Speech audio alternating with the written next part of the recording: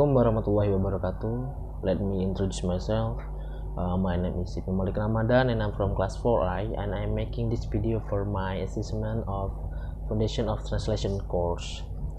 But before I start this video, I will say something to you. Since the pandemic COVID-19 has not ever ended, we must study at home again and again with using application like Zoom or Google Meet again and again. So guys, don't forget to wash your hand, wear your mask, and keep strong guys. I hope you can survive until this pandemic ended. So in this video I will according to the comment to explain or teaching about translation materials. There are a lot of materials about translation. Namely, there are first introduction of definition of translation atau pendahuluan atau definisi dari penerjemahan. Next is kinds of translation, yaitu jenis-jenis dari penerjemahan. Yang selanjutnya adalah translation method, yaitu metode-metode dalam penerjemahan. Next is translation technique, yaitu teknik-teknik penerjemahan. Procedure of translation, prosedur dalam penerjemahan. The measurement of translation quality, yaitu ukuran dalam kualitas penerjemahan. Next is the translation of idiom and language style, yaitu penerjemahan dari idiom atau gaya bahasa. Materi ini sangat menarik yang satu ini, tapi saya tidak akan menjelaskan yang ini. Yang terakhir adalah analysis of translation atau analisis dari penerjemahan. And in this video I will explain about introduction and definition of translation.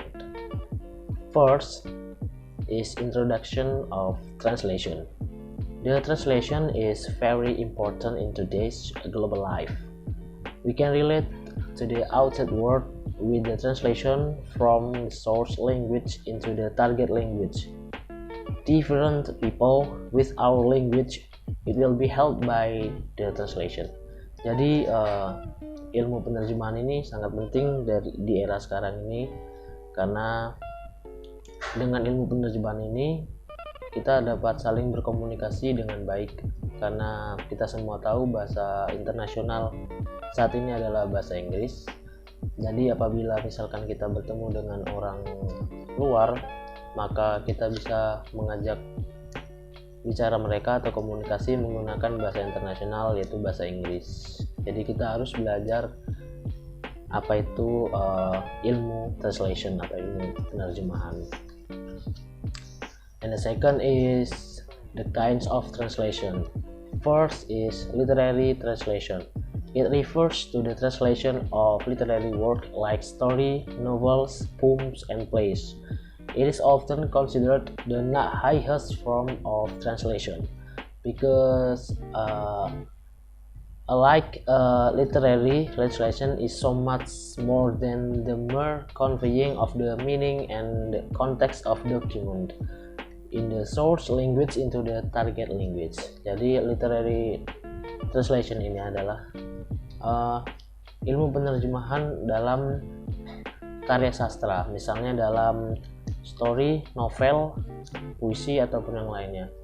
Kita semua tahu kan, puisi ini menggunakan bahasa yang tinggi, yang bahkan kita harus belajar untuk menerjemahkannya. Jadi dalam ilmu translation itu ada literary translation. Yang kedua is commercial translation. It's a kind of translation that necessitates types of translator who possess special skills like knowledge of the business jargon and the industry to which the business belong. Commercial translation ini untuk dalam dunia bisnis. Kita harus memiliki skill khusus seperti pengetahuan tentang bisnis jargon atau industri dari tempat itu. Selanjutnya adalah judicial translation. Basically refer to the activity of translation card document like deposition minutes of meeting, expert testimonies, witness testimonies, judgment letters, rectory, and more. Jadi pada dasarnya mengacu pada penerjemahan dokumen pengadilan seperti deposisi, risalah rapat, keterangan ahli, dan sebagainya. Pada dasarnya judicial translation ini berkaitan dengan kasus. And the last is script translation.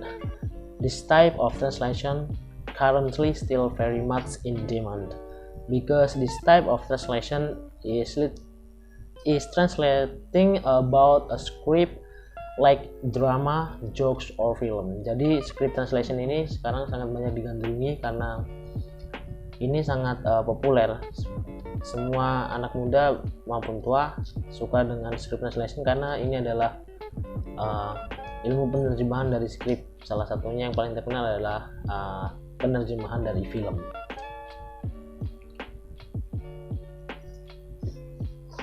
Okay guys, maybe that's all I can say about introduction and definition of translation. I will end it. Wassalamualaikum warahmatullahi wabarakatuh. Peace.